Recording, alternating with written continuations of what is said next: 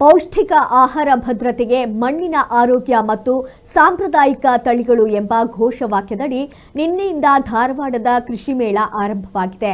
ಕೃಷಿ ಮೇಳ ಆರಂಭವಾದ ಮೊದಲ ದಿನವೇ 3.65 ಲಕ್ಷ ಜನ ಭೇಟಿ ನೀಡಿದ್ದಾರೆ. ಕೃಷಿ ಮೇಳದಲ್ಲಿ ಪ್ರಮುಖವಾಗಿ ರೈತರಿಂದ ಬಿತ್ತನೆ ಬೀಜ, ರಸಗೊಬ್ಬರ, ಕೃಷಿ ಯಂತ್ರೋಪಕರಣಗಳೇ ಹೆಚ್ಚಾಗಿ ಖರೀದಿಯಾಗ್ತವೆ. ಕೃಷಿ ಮೇಳದಲ್ಲಿ ಬೀಜ ಮೇಳ ಸಹ ಆರಂಭಗೊಂಡಿದ್ದು, ಅನ್ನದಾತ ಹಿಂಗಾರು ಬಿತ್ತನೆಗೆ ಬೇಕಾಗುವಂತಹ ಬಿತ್ತನೆ ಬೀಜ ಖರೀದಿಸಲು ಮುಂದಾಗಿದ್ದಾನೆ. ಧಾರವಾಡ, ಹಾವೇರಿ, ಗದಗ, ಬೆಳಗಾವಿ, ಬಳ್ಳಾರಿ ಸೇರಿದಂತೆ ರಾಜ್ಯದ ಮೂಲೆ ಮೂಲೆಗಳಿಂದ ರೈತರು ಬಂದು ಹಿಂಗಾರು ಹಂಗಾಮಿನ ಪ್ರಮುಖ ಬೆಳೆಯಾದಂಥ ಕಡಲೆ, ಗೋಧಿಗಳನ್ನು ಖರೀದಿ ಮಾಡಿದ್ದಾರೆ. ಮೊದಲ ದಿನವಾದ ಶನಿವಾರ 21.78 ಲಕ್ಷ ರೂಪಾಯಿ ಮೌಲ್ಯದ 271.5 ಕ್ವಿಂಟಾಲ್ ಹಿಂಗಾರು ಬಿತ್ತನೆ ಬೀಜಗಳನ್ನು ರೈತರಿಂದ ಖರೀದಿಸಲ್ಪಟ್ಟಿವೆ.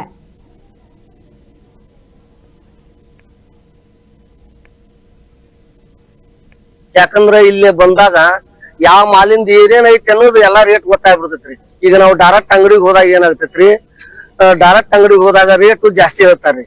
ಇಲ್ಲಿ ಬಂದಾಗ ರೇಟ್ ಏನೈತಿಲ್ರಿ, ರೈತರಿಗೆ ಯಾವ ರೇಟ್ ಕೊಡ್ಬೇಕು ಅನ್ನೋದ್ರ ಮೂಲಕ ಇಲ್ಲಿ ತಿಳಿಸೋದು ಬಾಳ ಚಲೋರಿ ಇಲ್ಲಿ ಕೃಷಿ ಮೇಳದೊಳಗ್ರಿ. ಅದಕ್ಕಾಗಿ ಇಲ್ಲಿ ಕೃಷಿ ಮೇಳಕ್ಕೆ ಎಲ್ಲಾರು ರೈತರು ಬಂದು ನೋಡ್ಕೊಂಡು ಹೋಗ್ತಾರ್ರಿ.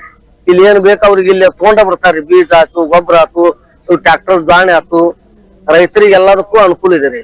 ಕೃಷಿ ಮೇಳದಿಂದ 3 ವರ್ಷ ನಾವು ಬರಕತ್ರಿ. ಈಗ ನಮಗ ಬೇಕಾದ ಹೊರಟಿ ಸಾಮಾನುಗಳು ಸಿಗ್ತಾವ್ರಿ, ಯಂತ್ರಗಳ ಸಿಗ್ತಾವು, ಮತ್ತ ಬೀಜ ಒಳ್ಳೆ ಬೀಜ ಸಿಗ್ತಾವ್ರಿ ಅಂತೇಳಿ ಇಲ್ಲಿಗೆ ನಾವು 3 ವರ್ಷ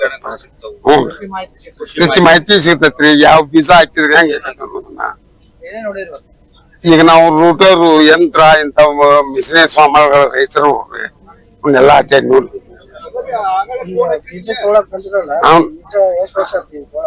ಇಲ್ಲಿ 3 ವರ್ಷ ಆಯ್ತು ನಾವು